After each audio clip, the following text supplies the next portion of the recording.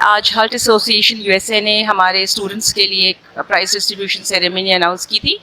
और इसमें हमारे स्टूडेंट्स विनर्स हैं और इसमें बहुत सारे कोलैबोरेशंस होते हैं जो हमारा ऑरिक डिपार्टमेंट इसको ऑर्गेनाइज करता है। सो बेसिकली ऑरिक का जो रोल है वो फैसिलिटेटरी रोल है in terms of conduct of research और इनोवेशन एंड कमर्शलाइजेशन। सो उसी सिलसिले में हमने ये प्रोग्राम ऑर्गेनाइज किया है जिसमें कि हम स्टूडेंट्स को जिनके पास भी कोई भी ऐसे आइडियाज़ हैं जो ब्राइट आइडियाज़ हैं जिनको के जो कि इनोवेटिव हैं और उनसे कोई ऐसी प्रोडक्ट डेवलप हो सकती हैं जिनको कमर्शलाइज किया जा सकता है, तो हम यहाँ इंडस्ट्री के पार्टनर्स को डिफरेंट जजेस को बुलाते हैं ताकि वो स्टूडेंट्स को फीडबैक दें, उन प्रोडक्ट्स को इम्प्रूव करें ताकि उनको कमर्शलाइजेशन की स्टेज पे ले जाया जा सके। तो ये हर्ट प्राइज़ का जो इवेंट है उसी सिलसिले की एक कड़ी। इंडस्ट्री एकेडेमिया गैप की भी बहुत बात होती है, तो ये इस किस्म के प्रोग्रामात या डॉब यूनिवर्सिटी खुद क्या ऐसे इकदाम कर रही है कि ये गैप का एक तरह की ट्रेनिंग अपॉर्चुनिटी दे रहा है बच्चों को, प्लस उनका प्लेटफॉर्म प्रोवाइड कर रहा है। जैसे अभी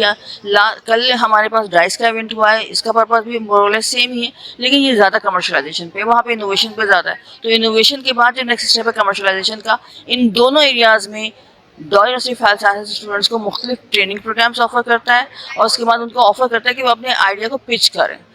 और इंडस्ट्रीज़ को फिर इनवाइट किया जाता है कि वो अपने फार्मास्यूटिकल इंडस्ट्रीज़ को बेसिकली या बायोमेडिकल इंडस्ट्रीज़ को कि वो इन प्रोजेक्ट्स को सुने और जो प्रोजेक्ट्स आपको लगता है कि आप उनको अडॉप्ट कर सकते हैं उनको सपोर्ट करें। तो आप क्या समझती हैं कि यहाँ कुछ ऐसे प्रोजेक्ट्स हैं जो इंडस्ट्री के अंदर जो है वो यहाँ बिल्कुल कई इस वक्त जितने प्रोजेक्ट्स आपको नज़र आ रहे हैं ये इसी स्टेज में है कि इस वक्त इंडस्ट्री से इनको पिक कर सकती है। जहाँ लोग बहुत नेगेटिव होते हैं कि पाकिस्तान में कुछ नहीं हो रहा, आई स्ट्रांगली बिलीव नहीं, एकेडेमिया और इंडस्ट्री में कोलैबोरेशंस चल रही हैं, मे बी इतने फोर फ्रंट पे नहीं आती हैं बिकॉज ऐसे इवेंट्स इतने हाईलाइटेड नहीं होते और उनको प्रोजेक्शन नहीं मिल रही होती जो एक्चुअल में मिलनी चाहिए। बिकॉज आई थिंक हमारी यूथ में बहुत पोटेंशियल है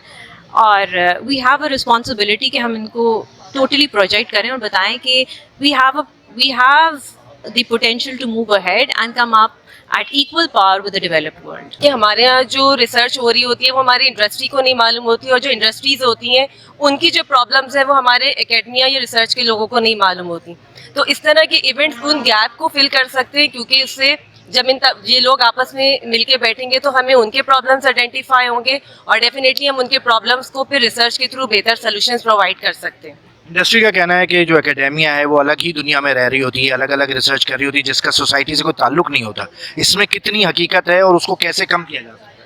है? ये बात इसमें बिल्कुल हकीकत है और उसकी अगेन वजह यही है क्योंकि ये लिंकेजेस या इस तरह के इवेंट्स नहीं होते। जो रिसर्चर्स हैं उनको ये मालूम ही नहीं है कि रियल वर्ल्ड में ये रियल ग्राउंड लेवल पे जो हमारी लोकल इंडस्ट्रीज़ हैं वो किस किस्म के प्रॉब्लम्स को फेस कर रही हैं। तो जब इस तरह के इवेंट्स होंगे और हम उनके साथ बैठेंगे, डायलॉग होंगे, तो हमें उनके प्रॉब्लम्स जब पता चलेंगे तो ऑब्वियसली हम उनके बेहतर तरीके से रिसर्च के थ्रू सॉल्यूशंस प्रोवाइड कर सकते हैं। जी एग्जैक्टली देखें, जब तक हम ऐसे कोई प्लेटफॉर्म्स नहीं बनाएंगे जहाँ पे इंडस्ट्री के लोग साथ बैठे स्टूडेंट्स के, तब तक ये प्रॉब्लम रिजॉल्व नहीं होगी। बिकॉज इंडस्ट्री के लोग भी बिजी होते हैं in their own things and ventures और एकेडेमिया के लोगों को भी टाइम नहीं मिलता क्लासेस से। तो ये जो इवेंट्स होते हैं उनको साथ बिठाते हैं, वो आइडियाज़ डिस्कस करते हैं, इंडस्ट्री वाले अपनी प्रॉब्लम्स बताते हैं और हमारे बच्चे अपने सोल्यूशंस उसके देते हैं।